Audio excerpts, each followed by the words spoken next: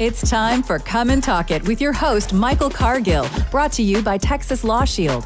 Over the last decade, Michael has championed and supported the rights of law-abiding Texans to own and use firearms. He is the owner of Central Texas Gun Works, a veteran of the United States Army, and has achieved national exposure in such prestigious media outlets such as Forbes Magazine, Fox Business News, CNN Money, AOL, BBC World News, Huffington Post, and the New York Times. Cargill vigorously defends lawful gun ownership in this country without regard to party politics. And now, here's Michael Cargill. Good day, Austin, Texas, the live music capital of the world. Let's praise the Lord and pass the ammunition. All right, so today I want to talk about quite a few things. I want to get into, Alec Baldwin. You know, who in the world handed this man a gun with a live round in it? And you know what? When it comes to gun safety, that definitely lies with the person who has their hand on the gun. Even though they definitely should fire their armorer, the person that actually obviously made a serious mistake. And there's some inside stuff we have going on about this. Check this out. So I got an inside scoop there about a little bit of what happened, and it looks like the freelance armorer that they used went to the gun range the night before and used that firearm to practice with to shoot, and left live rounds in the gun when he came back to work. Apparently, the first assistant director checked the firearm, checked the rounds, and thought it was okay, and handed it to Alec Baldwin. The police found live rounds in the box of blanks. Big boo-boo. There was a crew that had left the set because of safety issues as well as losing their hotel rooms. And they replaced the props department who had the prop guns with that cheaper group of people. I guess they sold to the lowest bidder there. So basically all your union people walked out and left because of safety concerns. Looks like they were right. But in the end, when it comes to gun safety, we've always said this, it's up to you. You put your hands on the gun, the buck stops right there. It stops right there. So I'm curious if there are going to be any criminal charges. I'm sure there's going to be some civil action going on there. But someone died. And the thing about, the person that died is that was a support person. That wasn't an actor. So who in the world are you pointing the gun at? So there's a lot going on there. But we're going to talk about that a little bit more. And also want to have a state representative James White on the show today to talk about a couple things. Want to talk about there's a AG opinion he requested, a couple of them actually, and it's not uncommon for elected officials who are chair committees. He's chair of a committee to request an AG opinion on things. Also has constituents as well who ask questions and have concerns. So he's requested AG opinions, all the time. And there's there's two of them. And the one I want to talk about is whether a peace officer has a duty to intervene to prevent another peace officer from violating the rights of a citizen. I'm going to talk about that AG opinion that he requested. And then did anything happen in the state legislature to address this? And also, what did AG actually have to say? So I want to talk about that. And then also, we want to discuss, there's another opinion that he requested, and that is, remember the case of the Supreme Court ruled that the LGBTQ same-sex, can marry. He requested an opinion about that as far as in the concept of how does this relate to a private entity, a private person or private citizen. We know how that case relates to when it comes to same-sex marriage, having to acknowledge that from the standpoint of a elected official. But what about a private business? Can a private business, discriminate or not do business with someone because they're same-sex? Going to talk about that. Got a lot to talk about, Zach. How's your day? It was great. Happy to be here. That's right. And that's a lot. Alec Baldwin, what do you think? Oh, what an idiot. You think, yeah, and that's what I said. People were like, "How? Why is he an idiot?" Well, man, let me explain something to you. We deal Because he with, wasn't taught respect for firearms. well, he's anti-gun for one, and that and if you're anti-gun, you shouldn't promote a movie that promotes firearms for Yeah, one. anti-gun people typically do not have a lot of respect for firearms. No, not at all. And we're going to show you later on in the hour. We're going to show you how Will Smith deals with gun safety, the right way. You need to check your firearm. What if a gun gets shipped into me, which has happened before, with a live round in the chamber, which has happened before, and I don't check that firearm, and a customer comes in to look at their gun, and you know it goes off because they pulled the trigger. How's that going to look on me? And definitely is going to look bad on the person that pulled the trigger because they didn't check it. But it's definitely going to look bad on me, the FFL dealer, if I don't check that firearm. So, you got to, when it comes to guns, this is not a joke here. You got to get some training. You need, if you don't know, you need to know, you need to learn. So we'll get back into that. But I want to get into a little bit when we come back from the break here. I do want to get into, the two AG opinions. Going to talk about same-sex marriage a little bit. Going to talk about what about law enforcement? When one police officer sees another police officer doing something, do they have a duty to intervene? We're going to talk about what the law was or what the opinion of the AG was before this session. Going to talk about what came after this session because you need to know. If you get stopped by law enforcement and a police officer is doing something wrong, there's another police officer that arrives on the scene, notices it. Does he have a duty to intervene and say, hey, hold on, that's not right. This is how it should be done. And then exact to what extent does that mean? What does he have to do or she have to do in that intervention? Let's talk about that. This is Michael Cargill, and you are listening to Come and Talk It. Hi, this is Stephen Williford, the Barefoot Defender. I get my global gun news from Michael Cargill at Come and Talk It.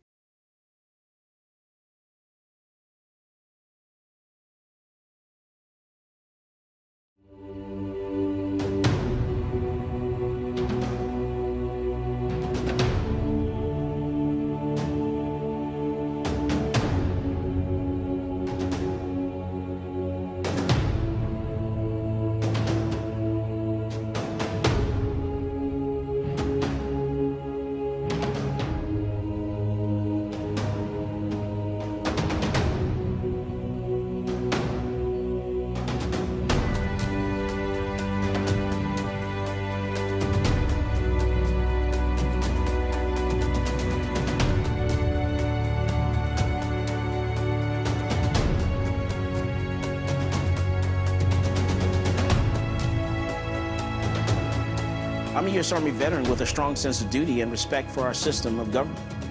After 12 years, I was honorably discharged and decided I would fulfill the American dream of entrepreneurship and open up a gun shop in Austin, Texas. At my shop, I teach people to be law-abiding and how to safely use their firearm. On page 46, going to talk about Penal Code Section 46.02. The day that ban went into effect, I went into my local ATF in Austin and turned over my bump stock because I'm a law-abiding citizen. But I wasn't going down without a legal fight. So that's why I reached out to NCLA. NCLA is representing Michael Cargill because federal agencies do not have the power to rewrite statutes. Bump stocks are not machine guns. If Congress wants to change the law and ban bump stocks, it certainly can do so. But we can't have the executive branch rewriting a statute and putting people in jail for up to 10 years. It's a problem because, this government agency has said, you know what, something that is legal is now illegal, and we're going to confiscate it from you, and we're not going to compensate you for it, and you're going to become a criminal. The goal of our case here is to tell the ATF that they can't get away with this kind of administrative lawmaking. This isn't constitutionally permissible, and this goes against everything that our nation was founded on. The bump stock ban turned innocent law-abiding citizens into criminals overnight, even though they were complying with the statute. And that's not right. This case is not about where you stand on bump stocks. It's about the rule of law. It's about whether an agency can rewrite a statute and turn a law-abiding citizen into a criminal. If the ATF can ban bump stocks, any agency can ban anything.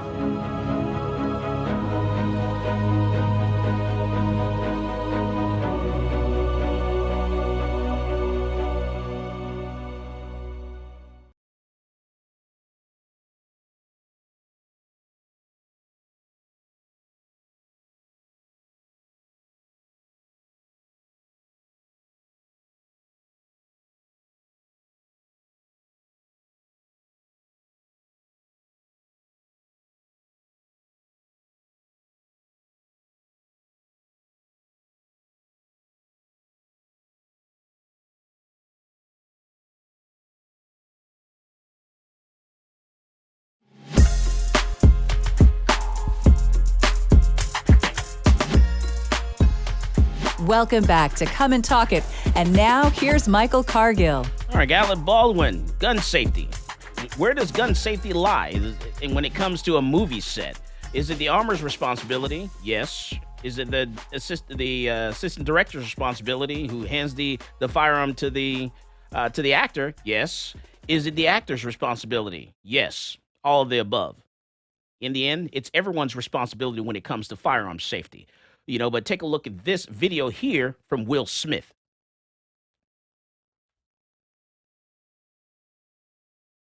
Level to some of the cooler, more up-to-date stuff. It's not more extravagant than the second one.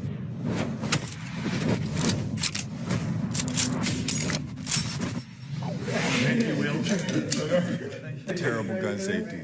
That's right. When it comes to gun safety, it's everyone's responsibility. But let's change gears a little bit. I want to talk about the legislature. I want to talk about what's going on at the Capitol, talk about what happened last year and also this session. So I have a State Representative James White. Welcome to Come and Talk It, sir. Hey, thanks a lot for having me on, Mike. I think this is my first time. I'm so honored to accept this invitation and proud to represent our fellow Texans in Polk, Tyler, Jasper, Newton, and Hardin counties. Absolutely, sir. So let's get right into this. So you requested an AG's opinion whether a peace officer has a duty to intervene to prevent another peace officer from violating the rights of a citizen. So give us your take on, why did you request this opinion and what the AG actually said, and then what came out of the legislature? Well, thank you so much for that question. Last year in many parts of our country, maybe even in our state, there was an inflection point on a lot of issues dealing with our local law enforcement, how they engage with their fellow citizens in the course of doing their work. And one question that kept coming up was, to what extent do officers have a duty to intervene?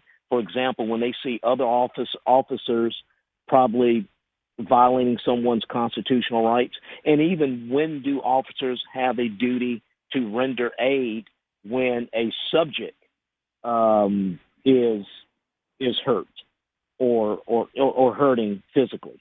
So I thought I would just send this over to the Attorney General's office. Let me just back up. Many of our local law enforcement agencies around the state already had policies dealing with those two aspects. But when we asked the Attorney General statutorily or even constitutionally what was required, it didn't come out very, didn't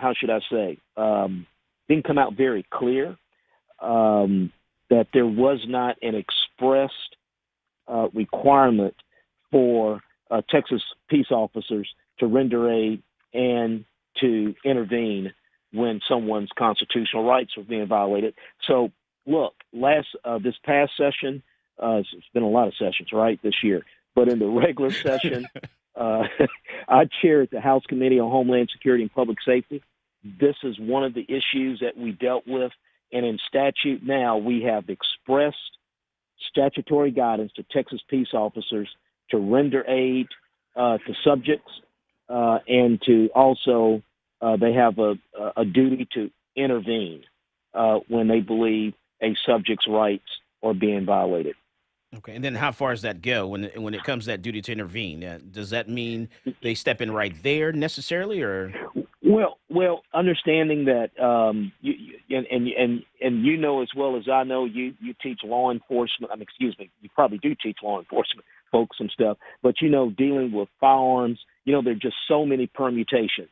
So we think we have a statute.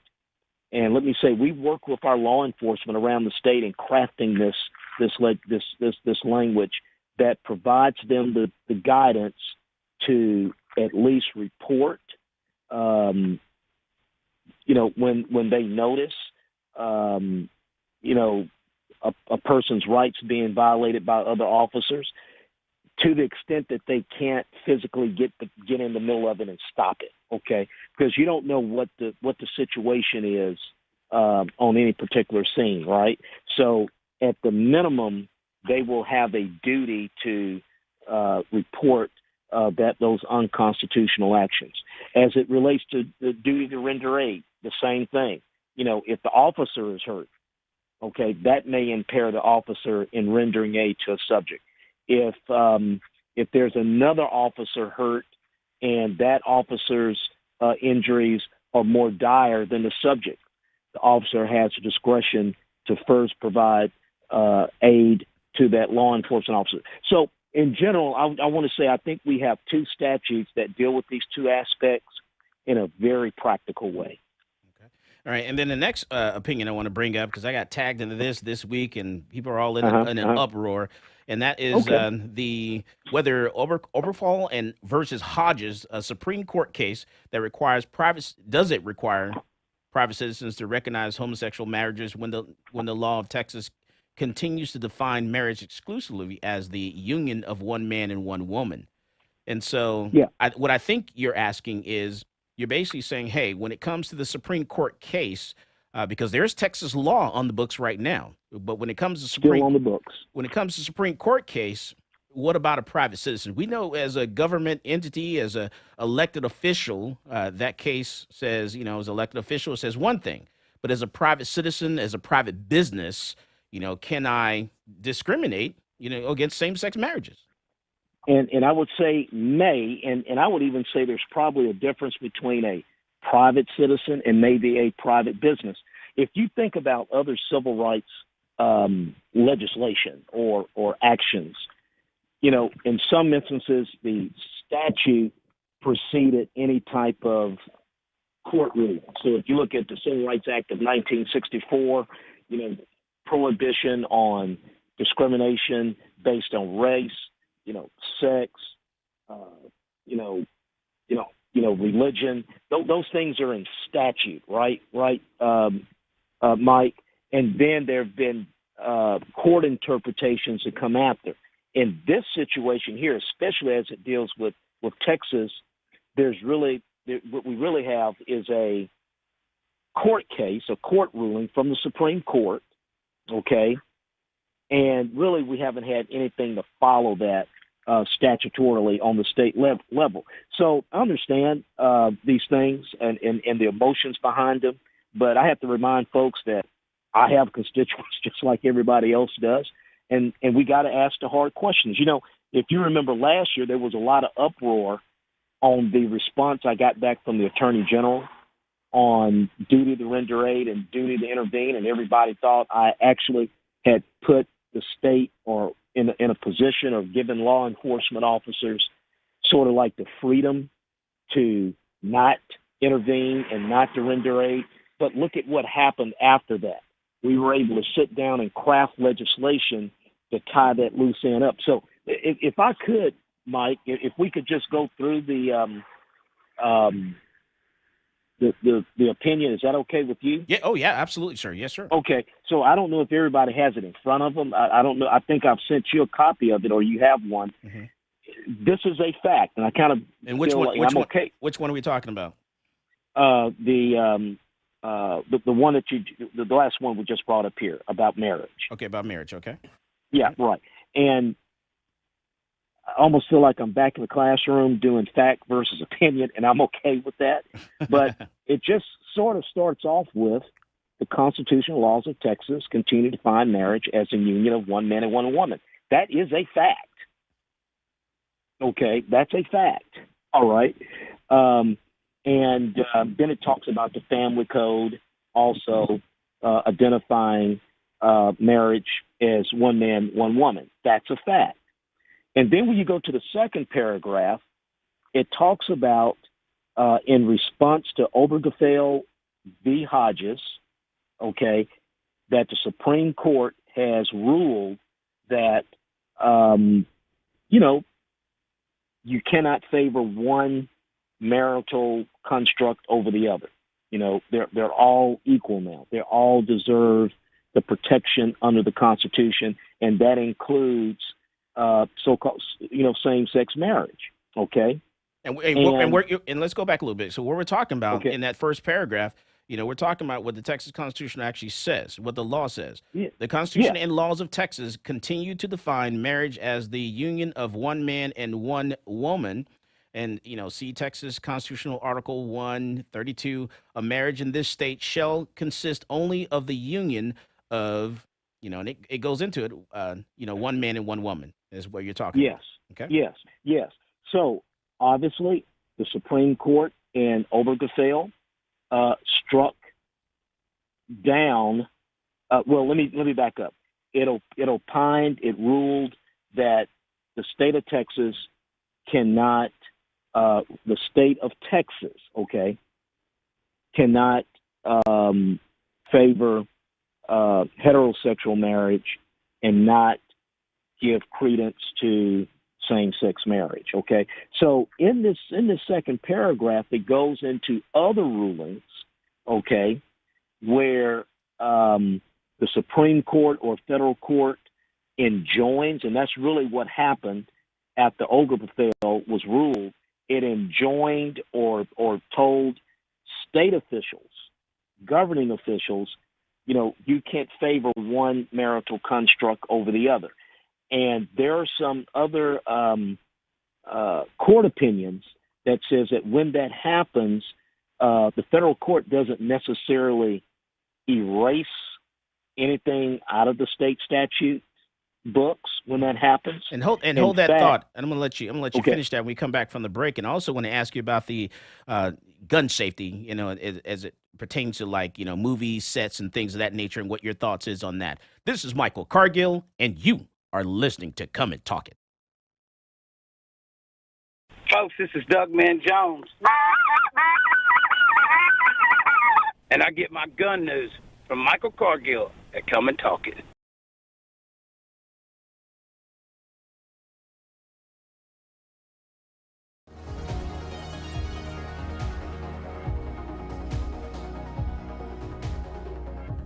Whether it's a typical traffic stop or you're just involved in a use of force incident, encounters with law enforcement can be scary and stressful. In the heat of the moment, you may inadvertently say something you don't mean or make an inconsistent statement. These are red flags for officers, and if they think you're lying or your story doesn't add up, they might arrest you and let the criminal justice system decide your fate. Police officers are trained to get information from you without making the interaction seem like a formal interrogation. But remember, from the moment an officer arrives on scene, everything you say and everything you do will be scrutinized in court. The prosecuting attorney will attempt to use anything and everything against you. So what do you say?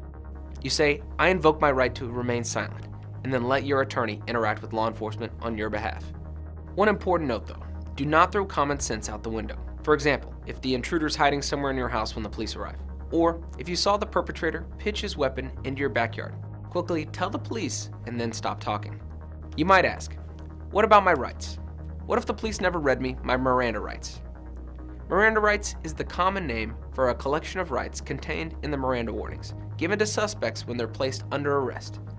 The warning comes from a 1966 Supreme Court case, Miranda v. Arizona. In that case, the court held that statements from a custodial interrogation would not be admissible unless proper procedural safeguards were in place to protect the defendant's Fifth Amendment rights. We've all seen these warnings on TV and movies. You have the right to remain silent. You have the right to have an attorney. Anything you say can and will be used against you in a court of law, and so on. So do police have to read you your rights? No.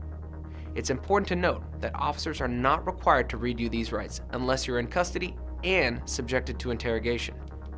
If the police show up to a crime scene and start asking you general questions and you voluntarily tell them everything that happened, those statements can be used against you regardless of the Miranda warnings because you're not in custody.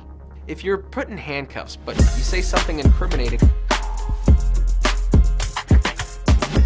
Welcome back to Come and Talk It. And now here's Michael Cargill. All right, we're talking with State Representative James White and his opinion to the Attorney General's Office of Texas, whether Obergefell and versus Hodges requires private citizens to recognize homosexual marriages when the law of Texas continues to define marriage exclusively as the union of one man and one woman.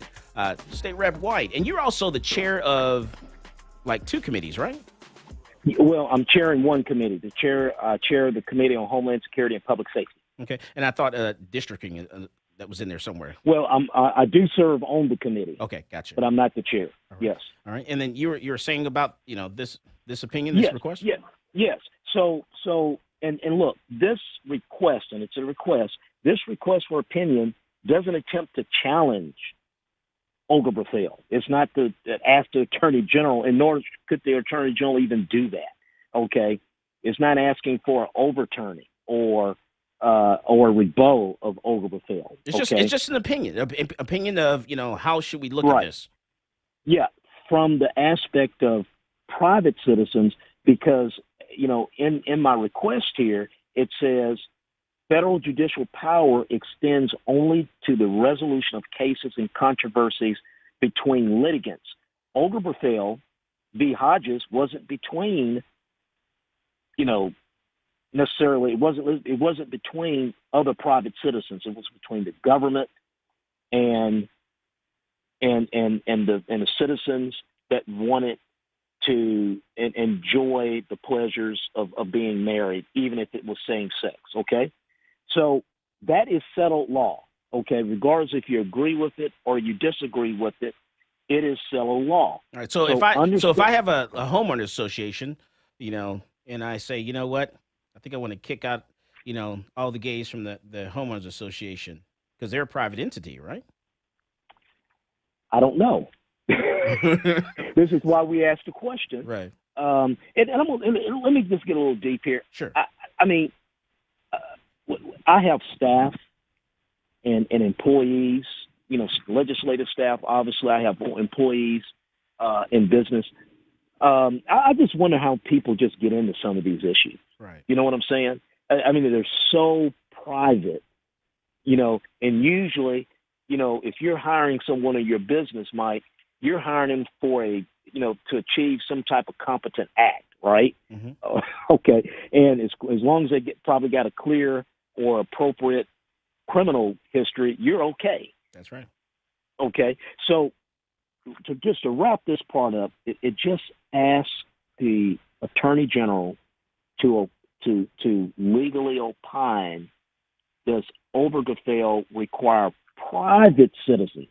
I'm not really sure a homeowners association, because you bring up some good points, Mike, on that, because this year we actually passed legislation to strike a lot of ethnic and racially discriminatory language out of these homeowner deeds throughout the state. Okay, so it will give these homeowner associations an opportunity to go in and get those deeds right by getting that awful, odious language out of their homeowner deeds that were probably put in back in the 30s and the 40s and the 50s. Right. Okay, so I'm not really sure on private citizens. Okay, mm-hmm. And look, it'll be 6 months. The AG has reached out to Equality Texas as well to weigh in on this. Okay, and again, I'm open-minded on this. No one should be discriminated for something that definitely doesn't have anything to do with their job or with the actual selling or using some type of service. Okay, but as it relates to private citizens and understanding the limits of federal rulings. Okay, I think this is a good question, and I won't be in the legislature next session, but if there are some things that need to be corrected, hopefully there'll be members with the thoughtfulness and the courage to get it done, just like I had to get it done with duty to render aid and duty to intervene. Okay. And now let's change gears a little bit. Let's talk about gun safety. I want to talk about, what's your thoughts on, this Alec Baldwin, this movie set incident. Well, and then also, it's gun safety in, when should we start, teaching gun safety? Okay.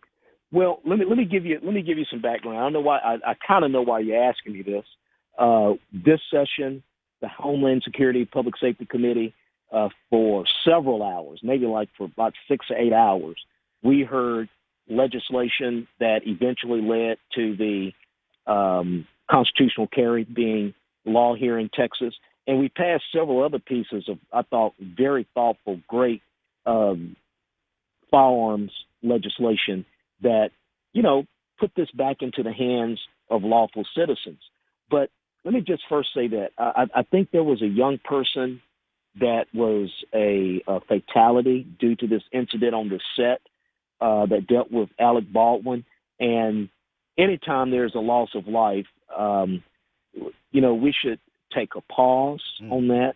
Hopefully we're praying for the strength and the courage of the family as they're going through this bereavement period.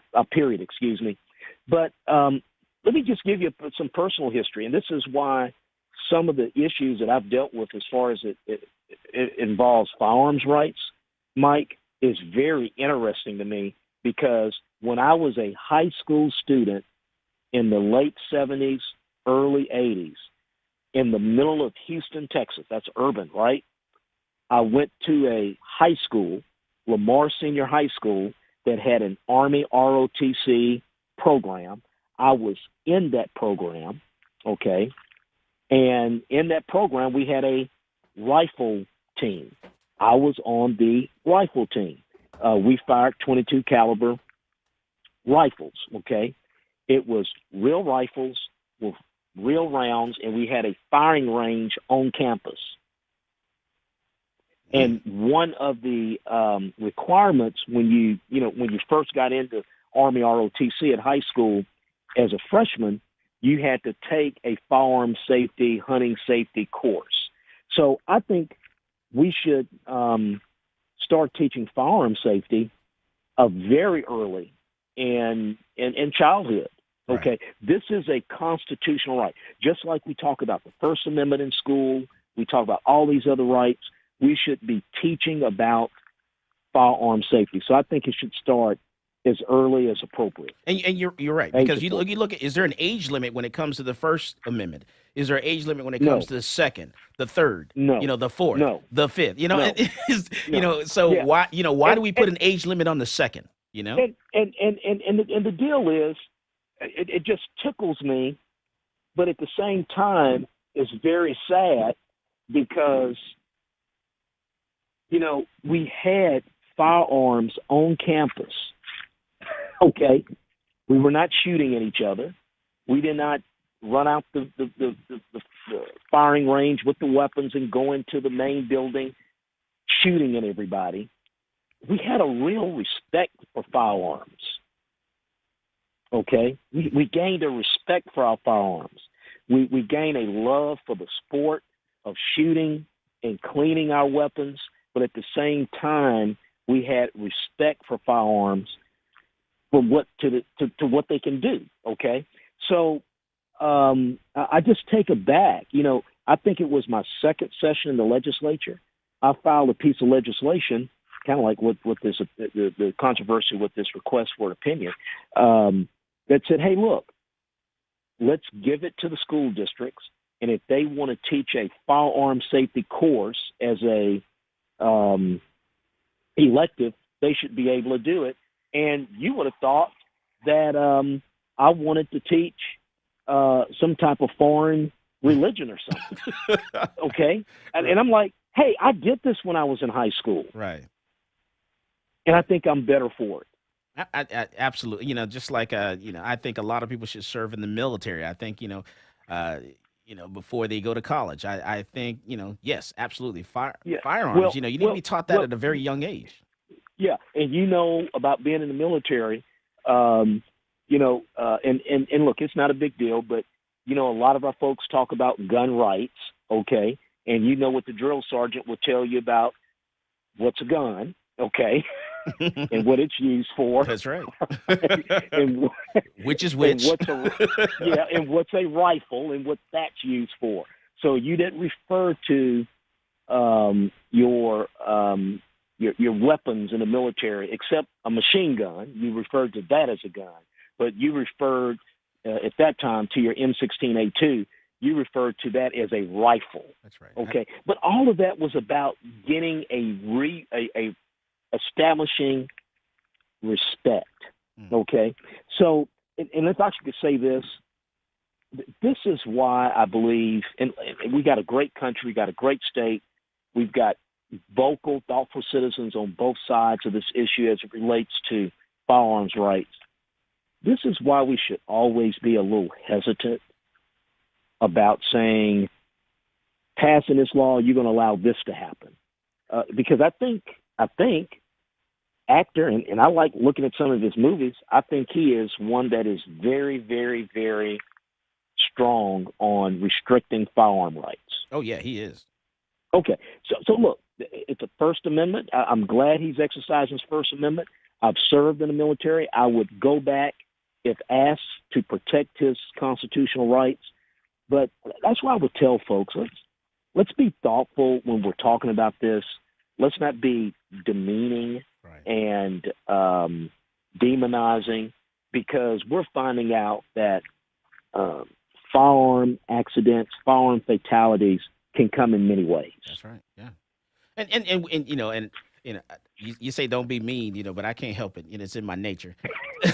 Because we should respond to Alec, and we should give him his wishes and grant his wishes and reach out to that DA and say, you know what, DA, we should go ahead and charge him and convict him with a felony so he can never be in possession of a firearm ever again, and he'll have to worry about gun safety and stuff like that. Right. But we would hope, and this gets into some of the other issues that we talked about. There are thoughtful people that say, James, anytime a firearm comes up missing, it should be a statutory requirement for the firearm owner to notify police. And if not, if someone uses that stolen or lost firearm in the commission of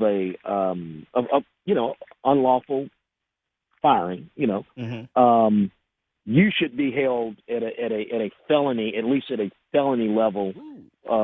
Statutory responsibility. I don't know about that because what if you didn't know it was taken, and what about a vehicle? Cars get stolen all the time, and crimes are committed with those vehicles. Like just this week, someone stole a vehicle and broke into a gun store. Right, and maybe you didn't have time to report. Right. Maybe you didn't know it was stolen. I mean, think about friends you and I have that have dozens of weapons. Okay, I have friends that have dozens of weapons. And someone comes in, steals one of them. It's 1 out of 50. Yes, I have friends that have 50 weapons. It's 1 out of 50. You may not notice it. Okay, if some law is in place until the law enforcement knocks on your door and said, "Did you know you had a weapon missing? Right. Did you know that weapon was used in the commission of a crime? Right. We're taking you in as well." I mean, so I just think a lot of times we just need to be thoughtful with these laws, and sometimes this is why I file these requests for opinions. And I think when you really know where we are statutorily, we can make the right reforms that we need to make sure we have a great state. And I tell you what, I appreciate you, State Representative James White. We all appreciate you. And you're running for office. You're running for another office, a different office, statewide, yes. Not just state rep, but you're running for a different office now. Yes. And real quick, can you tell me what that office is? Yes, it's the Texas Commissioner of Agriculture. It's a $600-700 million agency per year. Most of the funding for that department actually comes from your federal tax dollars coming back to Texas for free and reduced lunch programs and other nutrition programs in the state. But another big part of the Texas Department of Agriculture is to be the promoter of Texas agriculture, our producers and our consumers. All right. Well, thank you once again, State Rep White, for coming on the show and telling us about these two opinions. And I hope you have a wonderful rest of your weekend. All right. Thank you so much. God bless. Yes, sir. All right. So that's State Rep White. We'll be right back after this. This is Michael Cargill, and you are listening to Come and Talk It. Peace, this is Maj Toure. You're listening to Come and Talk It Radio with Michael Cargill.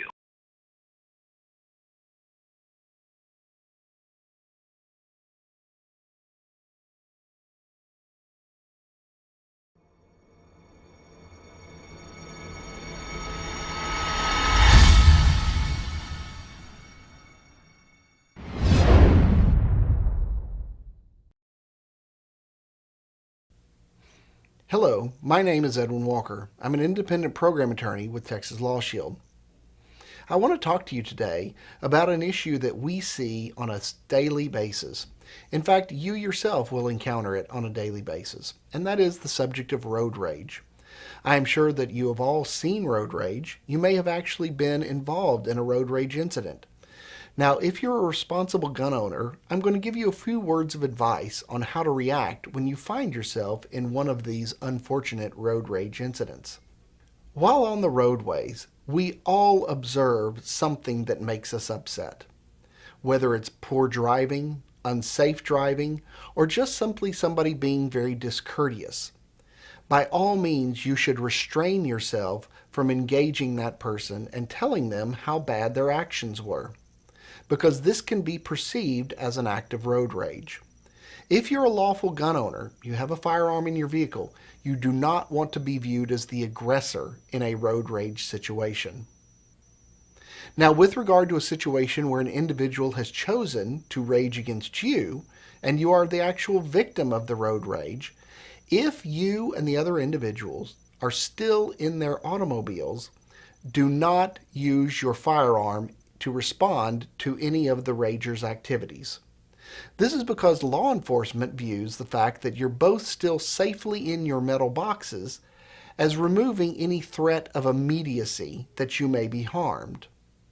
So please, if you have a gun, somebody is raging against you, forget you have a gun.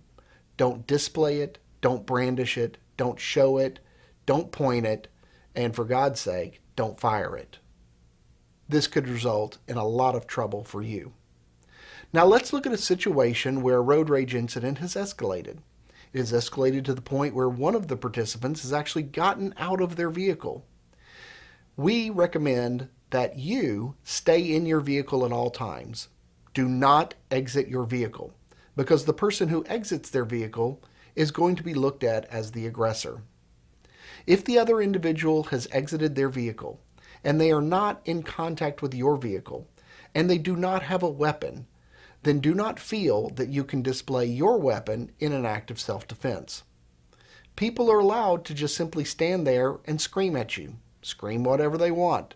Until they make a demonstrative effort to try to harm you, there is no immediate threat that would justify displaying or shooting or brandishing your firearm.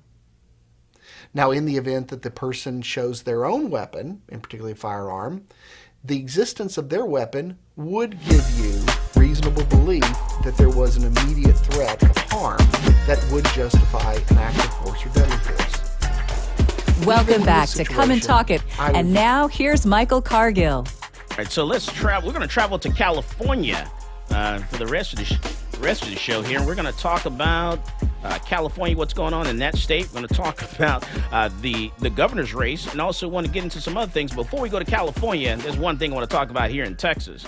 Caldwell County. That's right. Want to talk about Martindale, Texas.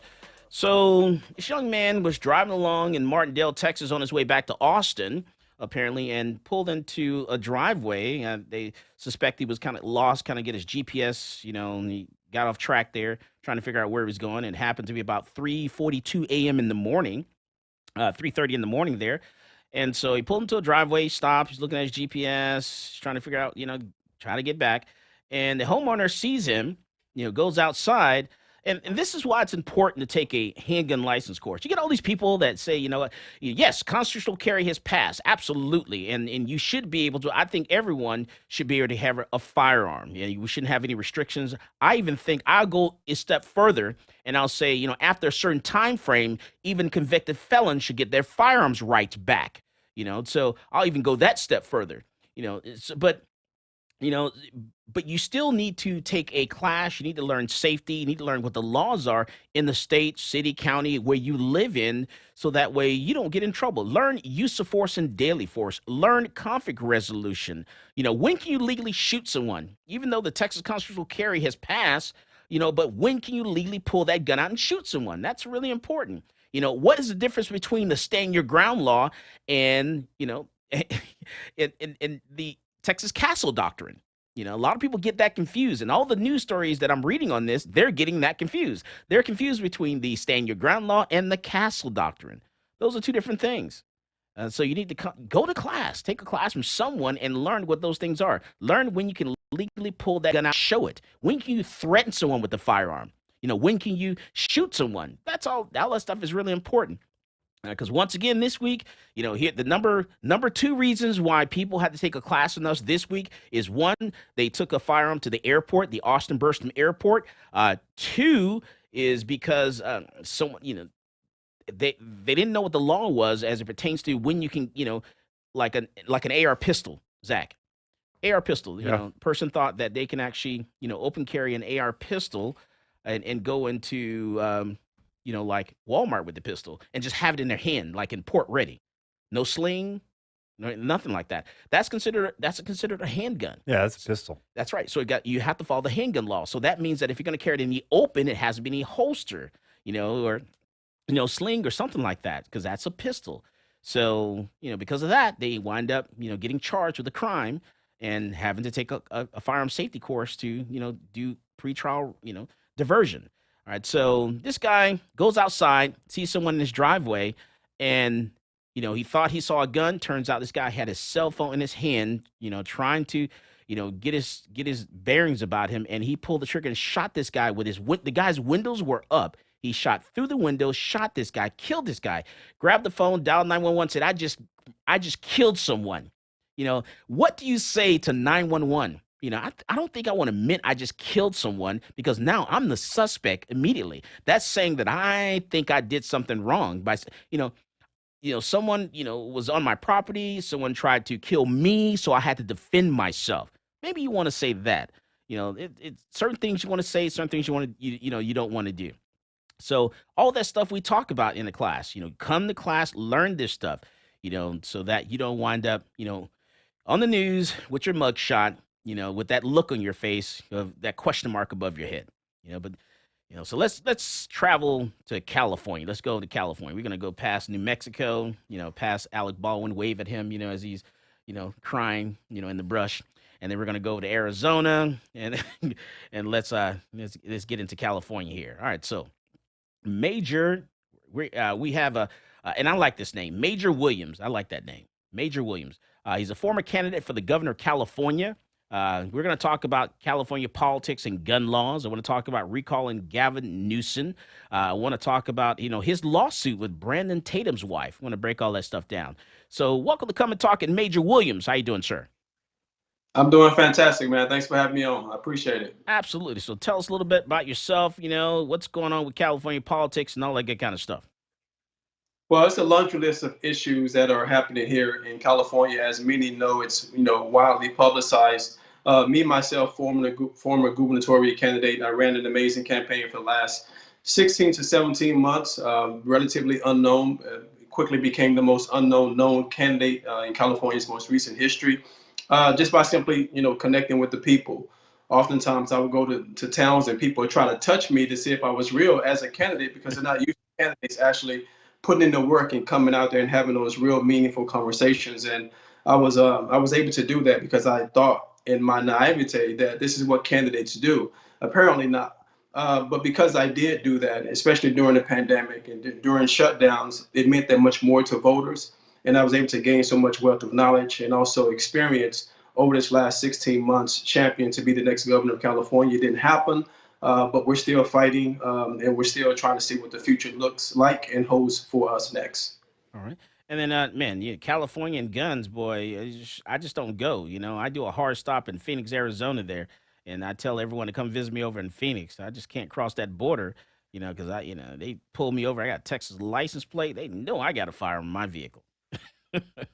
So absolutely. Well, we have some of the strictest gun laws in the entire country here in California. And I think it's one of those situations where it's been politicized, and it's also been a big, huge media push as far as misinformation.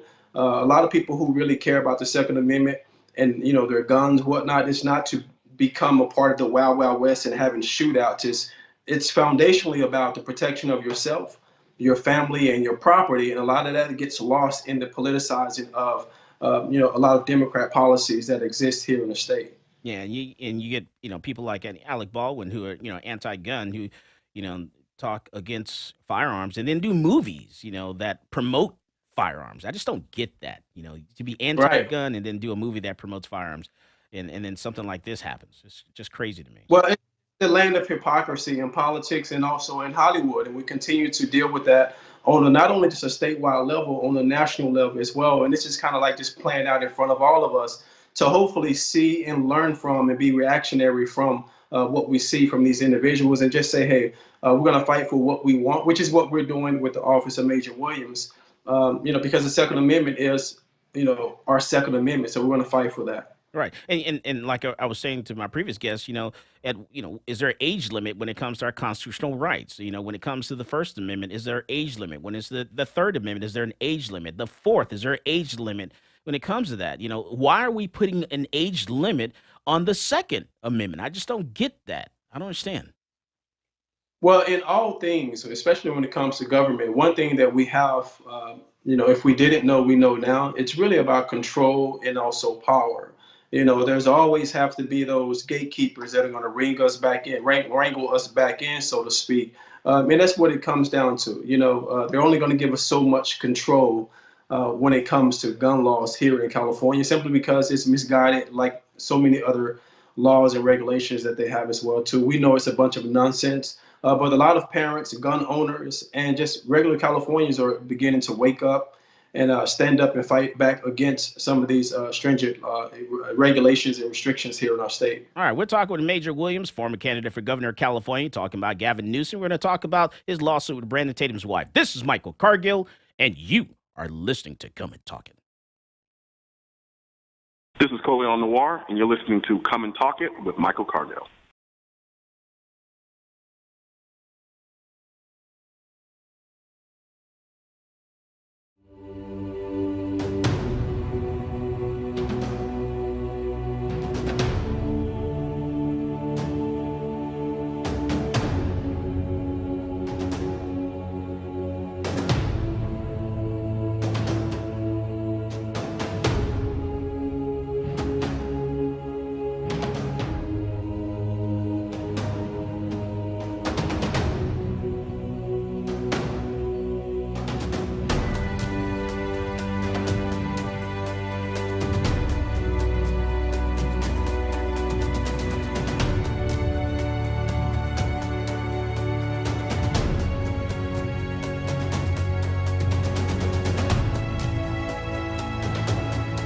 I'm a U.S. Army veteran with a strong sense of duty and respect for our system of government.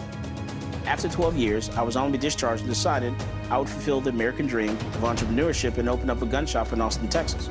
At my shop, I teach people to be law-abiding and how to safely use their firearm. On page 46, going to talk about Penal Code Section 46.02. The day that ban went into effect, I went into my local ATF in Austin and turned over my bump stock because I'm a law-abiding citizen. But I wasn't going down without a legal fight. So that's why I reached out to NCLA. NCLA is representing Michael Cargill because federal agencies do not have the power to rewrite statutes. Bump stocks are not machine guns. If Congress wants to change the law and ban bump stocks, it certainly can do so. But we can't have the executive branch rewriting a statute and putting people in jail for up to 10 years. It's a problem because, this government agency has said, you know what, something that is legal is now illegal, and we're going to confiscate it from you, and we're not going to compensate you for it, and you're going to become a criminal. The goal of our case here is to tell the ATF that they can't get away with this kind of administrative lawmaking. This isn't constitutionally permissible, and this goes against everything that our nation was founded on. The bump stock ban turned innocent law-abiding citizens into criminals overnight, even though they were compliant with the statute. And that's not right. This case is not about where you stand on bump stocks. It's about the rule of law. It's about whether an agency can rewrite a statute and turn a law-abiding citizen into a criminal. If the ATF can ban bump stocks, any agency can ban anything.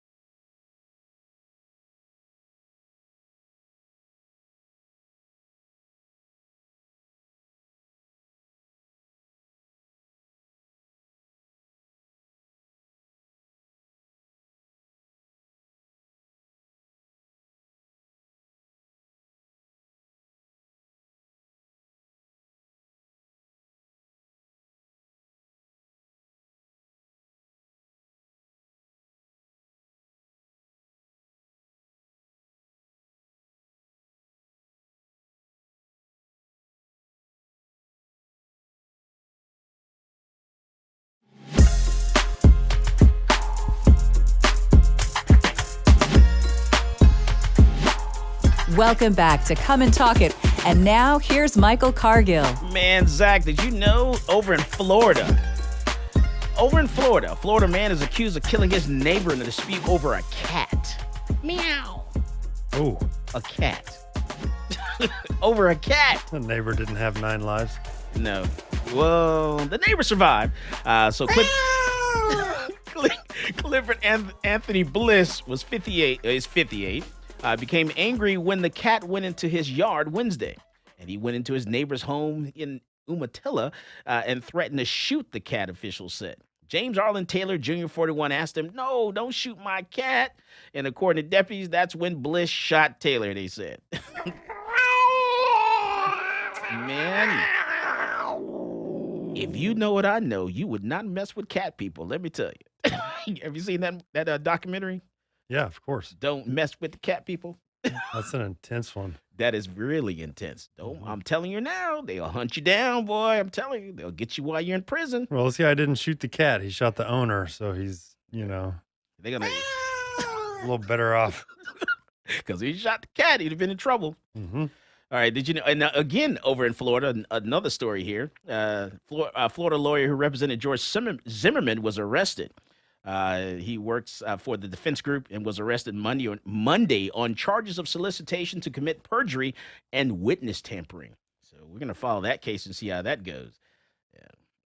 And the only reason they mention it because he was the attorney for George Zimmerman, of course. All right, so let's go back to California. Going back to California, let's talk to Major Williams. Man, Major Williams, I tell you, ran for governor for California. This guy's getting some momentum. He's gonna be. I think you're somebody to watch down the road, Major Williams. Seriously. So what do you give us some insight on this recall election with Gavin Newsom? Well, at this point right now, of course, the morale is low from a lot of Californians who put in so much work. And just to clarify, this wasn't a Republican recall. This was a bona fide California recall in regards to they crossed all party lines in regards to everyone being frustrated with this current governor. Over 2 million people signed the petition to recall this governor. However, it turned out, the governor ended up winning this particular, the recall election, so he remains the governor. But 2020 is right around the corner. And for me, at this point, I'm still in the exploratory mode, exploratory phase, trying to assess if it's conducive for me to actually run again, because I don't want to be a perennial runner running all the time. I want to make sure that there's a real actual chance of competing with someone like Governor Gavin Newsom in a gubernatorial statewide election. But more importantly, for me, I created the Office of Major Williams, which is going to allow me to stay politically engaged and support potentially the next Republican candidate that has the ability to carry the voice, carry the torch, and hopefully ignite more than Republican voters for a huge 2020 election that's coming up. And so I just don't know if that'll be me at this point, but I do know that I'm going to be very active in that space and making sure we change the culture of leadership here in California for the good of our state. Now, look, playing, chess. I love playing chess. Would it have been better for a lot of candidates to step back and then support one other candidate to go against the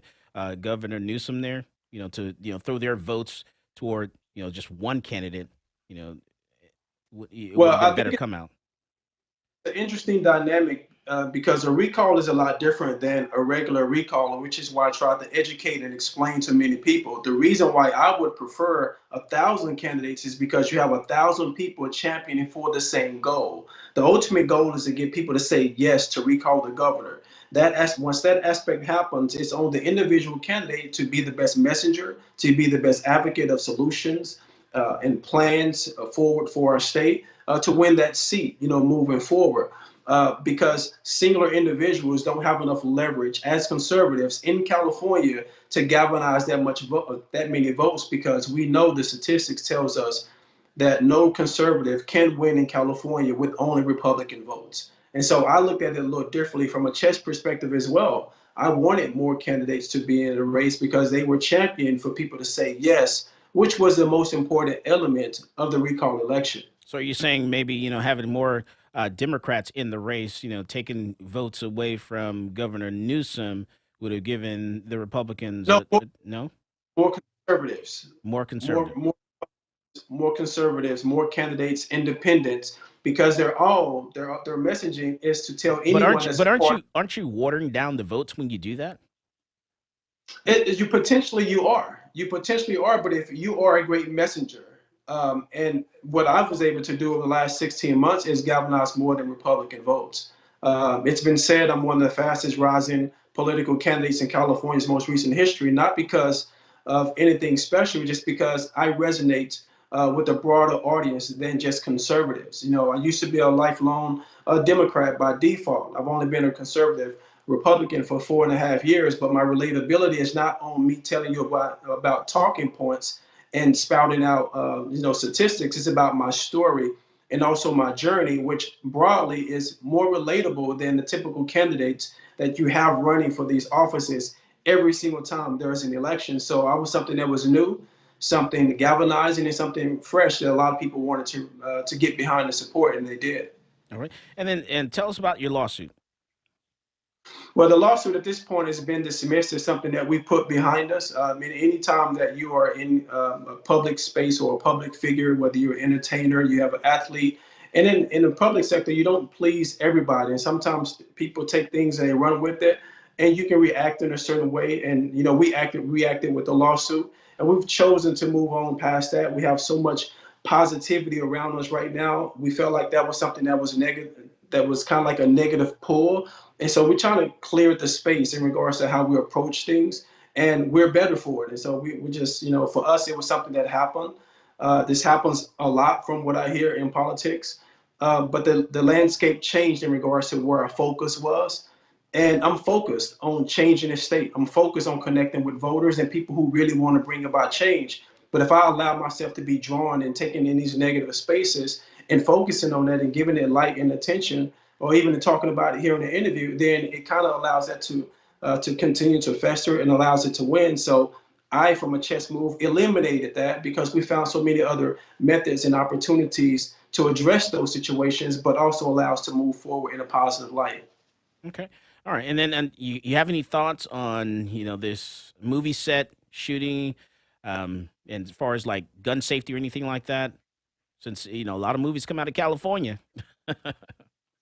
I know, for us to be one of the most restrictive places and someone like himself, as far as Alec Baldwin, being so anti-gun, to have that kind of mishap. And we're just waiting for the statement comes out. He's going to blame it 100% on someone else or blame it on the gun.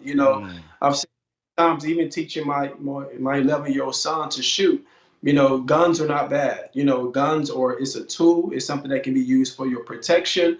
Guns do not kill people. People kill people with guns, especially when it comes to bad people. And they will always have access to those particular guns. But once more, this is the land of, hypocrites, meaning, politics and also in Hollywood. And this is just another example of someone within that industry that's so, anti-gun, but all of a sudden does so much with guns and so-called visuals of violence with these films that they are promoting and showing visually to our kids. So it's hypocrisy to the fullest. Oh, more hypocrisy. Alec Baldwin is facing backlash from a 2017 tweet questioning how it must feel to wrongfully kill someone. He actually tweeted this back in 2017, and now look at what he's facing right now. So it's amazing how things come around, threefold. Well, I will say karma is real. However we slice it, we all try, hopefully, to be good human beings. We all have past. We all say certain things, but how you move forward is your choice and your decision. Who he has been here lately, and as far as the stance that he's taking, maybe this is a bit of karma, coming back on him in regards to some of the sentiments that he shared via tweet versus what's happening right now. But I haven't heard actually an official statement from him, but I kind of predict that it's going to be bad gun, bad gun, bad gun versus I take full responsibility. And I didn't understand gun safety, which is what we're missing across the entire state. Yeah, it was a tweet, off of something that he posted in reference to a video showing a Huntington Beach officer fatally shooting a suspect outside of 7-Eleven. And then his comment was, "I wonder how it must feel to wrongfully kill someone." And that was back on September 22nd, 2017. He did that tweet. Well, At this point right now, I believe that anyone that's in front of him can, rightfully ask him that question as well. That's what he's dealing with right now because that young woman had a promise in life. She had a family. She had loved ones who really appreciated her art and the value that she added to the film and to other people's lives. And now she's not here because of a mishap in gun safety. I remember talking to a good friend of mine by the name of Maj Touré. He's a huge advocate for gun safety. And I believe that you bring individuals like that into the Hollywood spaces and on these sets so people can truly understand the significance of gun safety and protecting everyone in those particular spaces so we don't have these type of scenarios that transpire because they're fatal when you make those type of mistakes. And we see what's happening right now, which is a travesty. That's right. Man, I tell you what, thank you, Major Williams, former candidate for governor of California there. Going to definitely keep our eye on you and watch what you do down the road because we need to see you in office for sure. Hey, man, thank you guys so much for having me. I appreciate you. Absolutely. Thank you for coming on the show. All right, we come back from the break. Going to talk about, retired Oakland police captain wounded. One other killed during a gas station gun battle. This is Michael Cargill, and you are listening to Come and Talk It. This is Corrine Noir, and you're listening to Come and Talk It with Michael Cargill.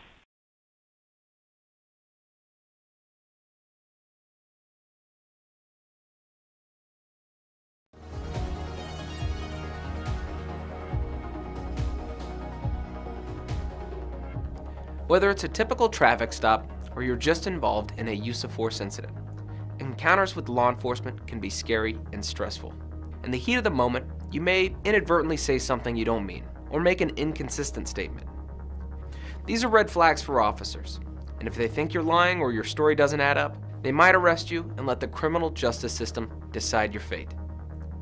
Police officers are trained to get information from you without making the interaction seem like a formal interrogation.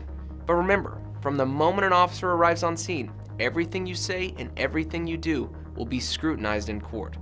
The prosecuting attorney will attempt to use anything and everything against you. So what do you say? You say, I invoke my right to remain silent, and then let your attorney interact with law enforcement on your behalf. One important note though, do not throw common sense out the window. For example, if the intruder's hiding somewhere in your house when the police arrive, or if you saw the perpetrator pitch his weapon into your backyard, quickly tell the police and then stop talking. You might ask, what about my rights? What if the police never read me my Miranda rights? Miranda rights is the common name for a collection of rights contained in the Miranda warnings, given to suspects when they're placed under arrest.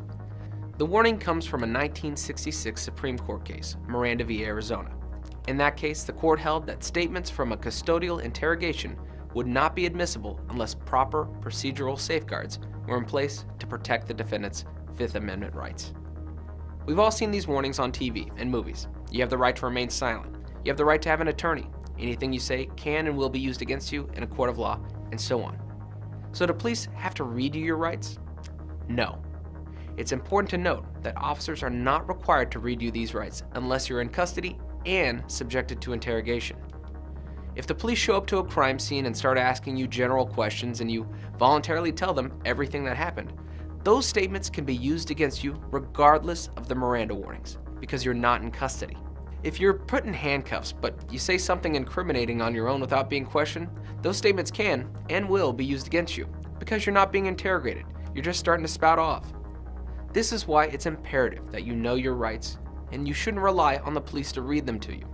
Affirmatively invoke your rights. Say, I'm invoking my right to remain silent, and my right to my attorney. Once you do that, the police legally shouldn't continue questioning you without your attorney present. But remember, there's a second part to this equation. After invoking your rights, you must exercise those rights. That means you have to keep your mouth closed. Protect yourself. Don't let the legal system take advantage of you after an incident. And Law Shield members, if you've been involved in a self-defense incident, remember to call the emergency hotline and speak with your independent program attorney.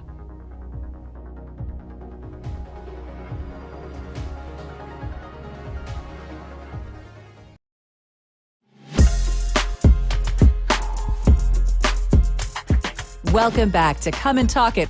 And now here's Michael Cargill. Since we're in California, we're going to stay there a little while longer here. A retired Oakland police captain, Ursay Joyner, was wounded and another person died in a gun battle during an attempted robbery at an Oakland gas station. And we got video. Take a look at this video here. Check this out. So apparently they tried to rob this guy. He didn't know he was, carrying his firearm on him. And he had to go to town to defend himself. And he ended up getting shot as well and wounded. Ended up going to the hospital. So hope everything comes out with him. Joyner underwent surgery at Highland Hospital and was in the intensive care unit. This hit the community really hard because he was, he was a really super nice guy and really cared about his community. And somehow they just picked the wrong person at the gas station getting gas that day. And, just wrong place, wrong time. They picked the wrong person and, they got dealt with. That's when Joyner pulled his gun and opened fire, hitting and killing one of the suspects and injuring another. And video at the gas station, shows that two of the suspect robbers returned fire and injured Joyner. On the video, and the dead man's companions tried briefly to drag him to their car and then give up and drive away in a black sedan. All right, so, and crazy. You got to always be prepared. You always got to have, and he had his head on a swivel too, because he was, turn around, he was looking, he, heard a noise and he looked to his right there, and, he was definitely aware of his surroundings, and things happened really quick. That's 3-on-1. How proficient are you with your firearm? Can you draw your firearm from your concealed carry position to stop a threat? You got to ask yourself those questions. Got to practice. Got to go to the range. Can't be about it. Got to do it. All right. So I want to talk about a veteran who disarms a robber. Man, this Marine veteran disarms this robber, and the situation had, he dealt with that situation real quick. Man, this guy, he didn't think, he didn't blink. They walked in, had a firearm. Man, he reached for it. Bam, hit this guy, and he went to town. So this millions around the world have now watched the Marine veteran from Yuma jump into action. James Kilser single-handedly stopped an armed robbery at a Yuma gas station early Wednesday morning, and the video has exploded online with the vast majority of viewers applauding his bravery and quick thinking. Absolutely. And, got to ask yourself, do you want to stand there and watch something like that happen, or do you want to get in and get involved? You have to ask yourself that personally. There's some things you have to deal with. You can either get involved or you can be a good witness. You choose. You better be quick. You got to be real quick. Yeah, if you're going to snatch the gun out of somebody's hands, you better be quick. and grab hold of it tight so that, it's not, so it doesn't fire. Yeah. All right.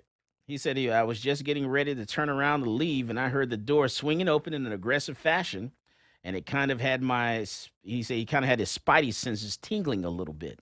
He kind of senses, man, something's not right. And you get that strange feeling. Most people would have froze and ran when seeing a gun at eye level, but he responded. He responded quick. All right. So let's go to, North Austin. Let's come on back to Texas. North Austin business owner was told by police to gather his own evidence. Check that out, Zach. Oh, yeah, they don't come and respond to calls anymore. Yeah, that's where we are today. You know what? Oh, you were robbed. Oh, someone broke into your place. Well, you just you take some pictures. Do the fingerprints if you want to, submit them, whatever. Hi, Austin Mayor Steve Adler. You got a minute? And yeah, we'll get back to you. All right. So after multiple thefts and burglaries, a North Austin business owner learned how severe the police staffing shortage is and how vital community support is doing this time. And so he's learning, and we're all learning. This is a learning curve, let me tell you. So these guys, broke into his business, caused a lot of damage, and he ended up trying to call 911. They directed him to call 311 instead. 911, no, this is not an emergency. They're already gone. All right, well, no need. Call 311. And I tell people, look, they broke into a gun store. Made an attempt to break into a gun store here in Austin, and there were, no investigators came out. They didn't take any fingerprints. Didn't do any investigation at the business at all. So if they don't care about a gun store, what makes you think they care about your business or your home, your vehicle, or anything like that? That's just where we are, and that's it. That's since last year. That's not just this year. That was last year. 2020. So it's been like this for a while, over a year now. So it is what it is. Unfortunately, we have to step up. If you own a business, you're gonna have to step up to the plate and do monitoring. Maybe get a security guard. Maybe have someone, hire a person to watch your cameras at night, to see anyone coming through the parking lot, to be on alert. To try to call 911 while they're there on the scene. When you see something suspicious that's actually happened, and rather than calling after the fact, after they're already gone, the alarm has already gone off. Because by that time, once they gain entry, they're only going to spend like a minute and a half, or max 2 minutes inside the business, getting what they're going to get. So that's just where we are today. APD confirmed that they are investigating that suspect, and so I don't know how much of an investigation that they're doing there. Probably not much. No resources. There's an election that's going on, Zach. Yeah. Early voting is happening right now. Prop A, Prop B. Yeah. That's right.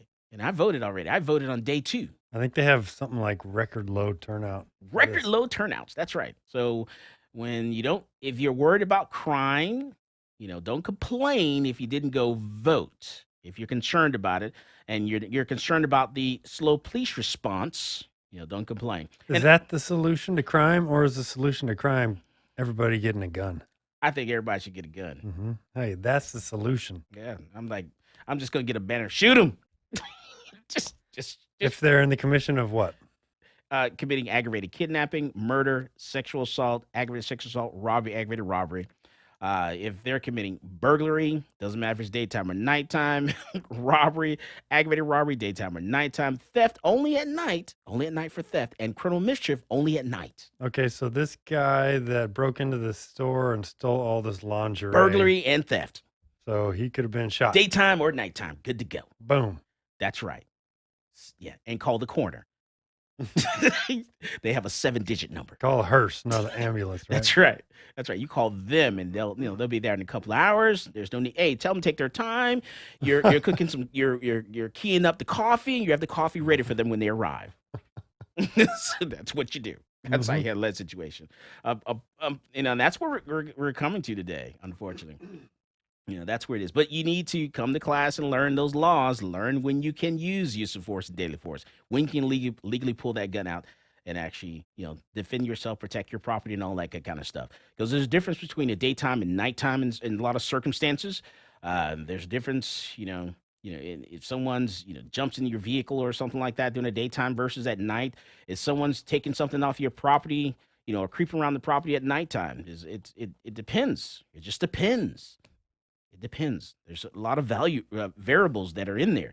So you need to come to class and ask those questions. Ask your instructor those hard questions, about what about this situation? What about this situation? We're not attorneys. We can't give you legal advice, but we can give an idea of actually what the law really says.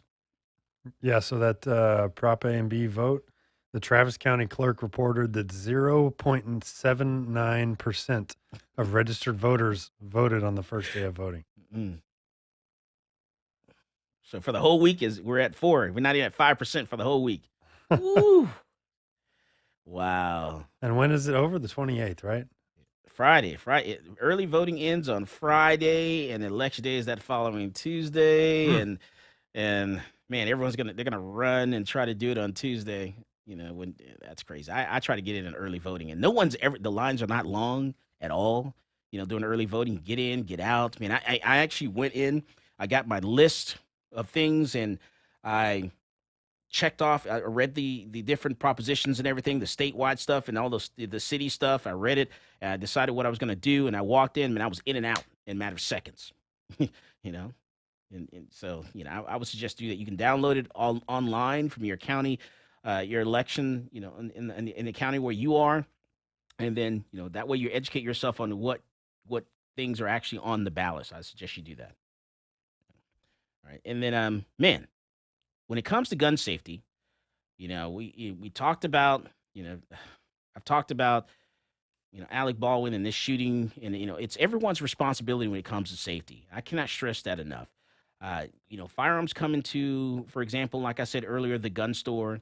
we have to check those guns and make sure they're unloaded, because we do get loaded guns with a round in the chamber in the gun store that gets shipped to us. You're not supposed to ship ammunition with firearms, but it does happen. People do it all people have food, they have ammunition, all kinds of things that they include in the box with the gun. You'd be surprised. Not just the gun. So you have to check that stuff and make sure, because I truly believe from the bottom of my heart, I think that, everyone, all couples, where you're gay, straight, whatever, I think they should be able to protect their marijuana plants with guns they purchase with Bitcoin. As always, more guns equals less crime. You go out there and you buy yourself a gun. You were listening to Come and Talk It with Michael Cargill.